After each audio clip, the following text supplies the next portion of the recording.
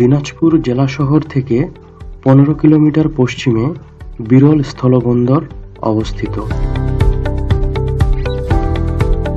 আমরা এখন দিনাজপুরের বিরল উপজেলার রাধিকাপুর স্থলবন্দরে। স্থলবন্দরকে কেন্দ্র করে এখানে চলছে রাস্তার উন্নয়নমূলক কাজ, যেখানে ব্যবহার করা হচ্ছে উন্নত মানের কিছু সরঞ্জামাদি যা আপনারা দেখতে পাচ্ছেন।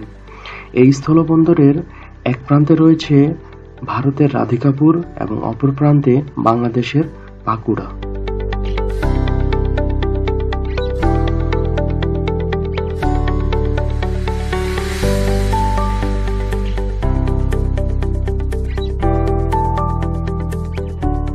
(17.54 একর জমির উপরে নির্মিত এই স্থলবন্দর থেকে যে সীমান্ত পিলারটি দেখা যাচ্ছে, এখান থেকে আমরা দেখতে পাচ্ছি ভারতের তারকাটা বেষ্টিত সীমানা এবং কিছু বৈদ্যুতিক বাতি, যেগুলো সন্ধ্যার দিকে সম্পূর্ণ জ্বলে ওঠে।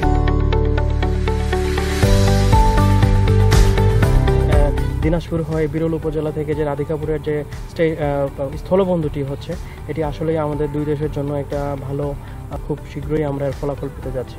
তো আমাদের সাথে থাকুন।